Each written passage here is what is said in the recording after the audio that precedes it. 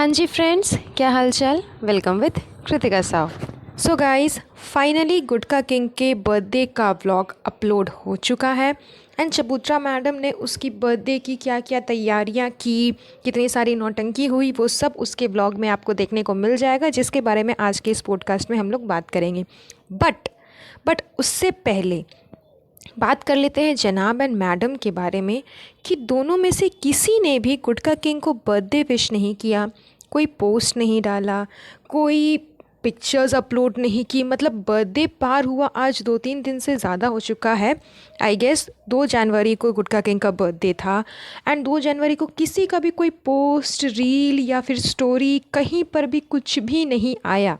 जबकि on the other hand gutka king तो ऐसा कुछ भी नहीं करता। वो मैडम साहिबा का बर्थडे भी मनाता है, जनाब का बर्थडे भी मनाता है, सबके बर्थडे में पिक्चर्स भी अपलोड करता है, चाहे वो चबूतरा के ही चैनल से किया जाए, क्योंकि गुटका किंग का खुद का तो चैनल है नहीं, लेकिन करता तो है ना।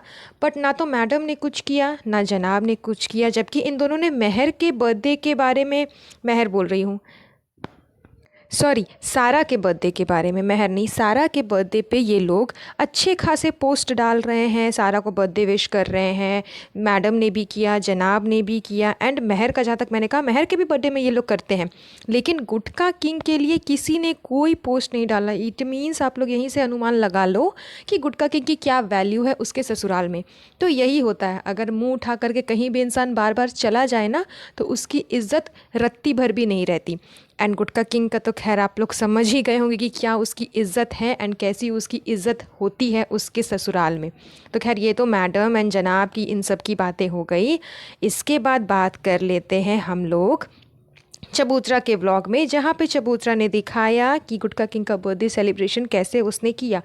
बर्थडे के सेलिब्रेशन एंड प्रिपरेशन को देख करके आप लोगों को समझ में आ ही गया होगा कि गुटका किंग ने कितनी मेहनत की एंड मैडम साहिबा ने, यानी कि चबूतरा मैडम ने कितनी मेहनत की।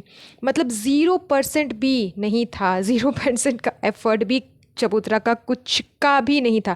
सब कुछ बाहर से मंगवाया, सब कुछ बाहर से किया, चाहे वो खाने की चीज़ हो, चाहे वो डेकोरेशन हो, चाहे साफ़ सफाई करना हो, चाहे बर्तन जिस पे खाना हो, सब कुछ का ए से लेके जेड तक सब कुछ बाहर से मंगाया हुआ था।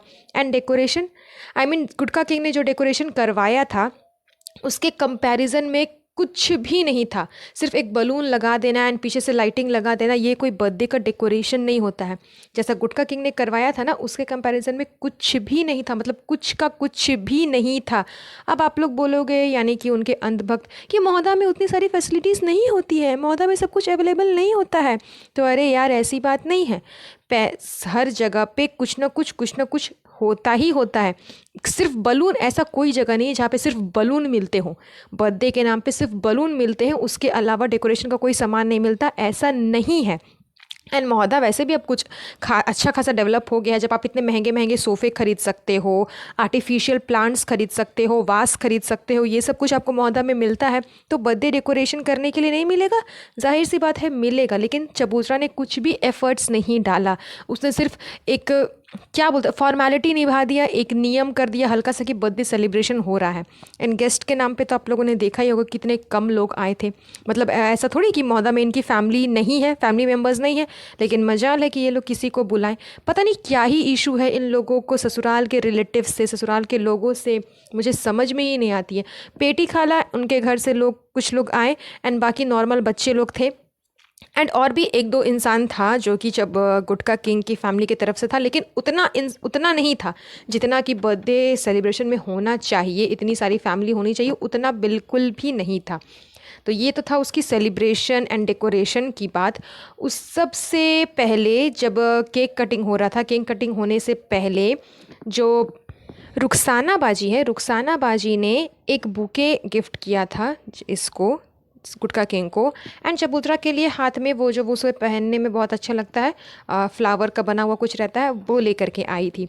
तब वहाँ पे इनका कन्वर्सेशन चल रहा था। तो रुखसाना बाजी ने कहा कि मैं अपना ड्रेस चेंज करने के लिए नहीं गई, बल्कि इतने ठंड में तुम लोगों के लिए गिफ्ट लाने गई थी। बल्कि मैंने, जबकि मुझे ड्रेस चेंज करके आना चाहिए था, न्यू ड्रेस पहन करके आना चाहिए था, बट मैंने यही पहन लिया एंड मैंने सिर्फ अपना टाइम लगाया आपके गिफ्ट को ख़रीदने में।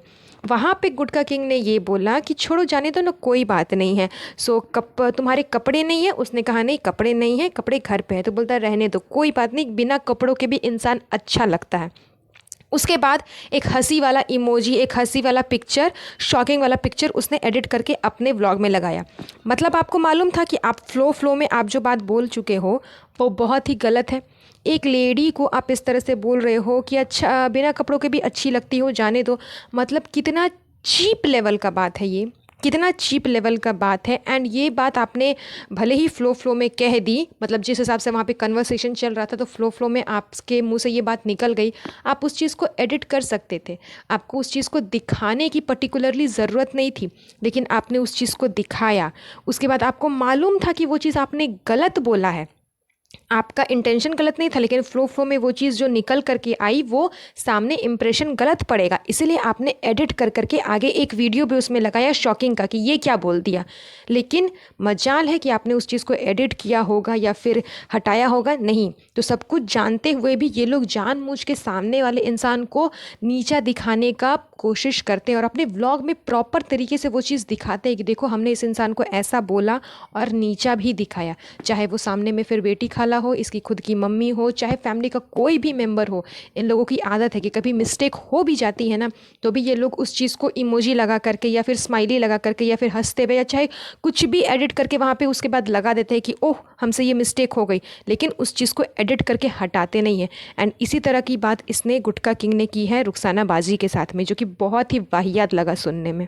तो ये सब नौटंकी जब हो गई, इन सब नौटंकी के बाद जब गुटखा किंग ने केक कट करना स्टार्ट किया तो इनका तो आपको पता ही है कि बिना फेस पे केक लगाए, बिना केक का बर्बादी किए इनका बर्थडे ख़त्म ही नहीं होता। ख़त्म क्या बोलोगे आप लोग, स्टार्ट ही नहीं होता। तो काफ़ी दिनों से तो खैर जनाब ने ये कल्चर छोड़ दिया था, लेकिन फिर जनाब ने भी ये कल्चर अपना वापस गेन कर लिया, वो अपने फिर से उसी अंदाज में आ गए। एंड यही चीज़ हुआ जब गुटखा किंग केक कट कर रहा था। तो केक वेक कटिंग हो जाने के बाद जब फाइनली सब कुछ हो गया, देन उसका कोई फ्रेंड था, जब वो उसे केक खिला रहा था तो उसने उसके फेस पे लगाया। एंड ये फेस पे लगाने वाला ड्रामा इसी तरह से चल रहा था। 2-3 लोग और थे उसके दोस्त में से जो कि गुटखा किंग के फेस पे केक लगा रहे थे, इस तरह से चल रहा था। इन सब के बीच में चबूतरा को क्या फ़र्क पड़ रहा है कि मेरा सोफ़ा ख़राब हो जाएगा। वो बार बार टोक रही है, बार बार बोल रही है कि सोफ़ा ध्यान से, सोफ़ा को ध्यान से, सोफ़ा पे लग रहा है, सोफ़ा देख के, सोफ़ा से हट के, मेरे सोफ़ा से हट के, मेरे सोफ़ा से घसक के। मतलब क्यों, ये फर्स्ट टाइम तो नहीं हुआ है ना। मैं चबूतरा तुमसे यही पूछना चाहती हूँ कि ऐसा फर्स्ट टाइम तो नहीं हो रहा तुम्हारे मायके में, यानी कि मुंबई में। ये तो कल्चर है कि बिना केक फेस पे लगाए, बिना केक को बर्बाद किए उनका कोई भी बर्थडे या फिर सेलिब्रेशन या फिर गेट टुगेदर पूरा होता ही नहीं होता है। तुम वहाँ पर भी तो रहती हो, मगर मजाल है कि तुमने कभी वहाँ पर ये चीज़ कभी बोला होगा कि भाई भाभी ध्यान से, कहीं ये चीज़ में सोफ़ा में लग ना जाए या टाइल्स ख़राब ना हो जाए या मार्बल ख़राब ना हो जाए, कुछ भी नहीं। लेकिन यहाँ पर ये चीज़ ये दिखाती है, यहाँ पर ये चीज़ ये बार बार बोलती है। तो यही फ़र्क होता है मायके में एंड ससुराल में। मायके में भी तो तुम्हारे ही पैसे का सब सामान आया हुआ है एंड ससुराल में भी तुम्हारे पैसे का ही सामान आया हुआ है। तो ये अगला इंसान को नीचा दिखाती कि मेरे पैसे से मैंने सोफ़ा लाया है तो उसको ख़राब नहीं करना है, उसे मैं ख़राब करने नहीं दूंगी। मायके वाले चाहे जो करे सब सही है, लेकिन ससुराल वाले कुछ नहीं कर सकते। मतलब इतनी हद तक ये लोग गिरे हुए हैं, इतने हद तक गिरे हुए हैं कि इनके बारे में क्या ही आप लोग बोलो। रोज़ कुछ ना कुछ इनके व्लॉग में निकल ही जाता है एंड पर डे इनके व्लॉग में नौटंकी एंड फालतू का दोगलापन देखने को आपको मिल ही जाएगा। तो बस उनके इसी सारे नौटंकी को डिस्कस करते करते आज का ये पॉडकास्ट मैं यहीं पर एंड कर देती हूँ। मिलती हूँ आप लोगों से नेक्स्ट पॉडकास्ट पे। वेल गाइस, आज के लिए बस इतना ही। अगर मेरा पॉडकास्ट आप लोगों को पसंद आया होगा तो प्लीज़ इसे लाइक एंड शेयर ज़रूर करिएगा एंड मेक श्योर कि चैनल को सब्सक्राइब कर करके बेल आइकन को प्रेस ज़रूर करिएगा। तब तक के लिए अपना ध्यान रखें। Have a nice day. Bye bye.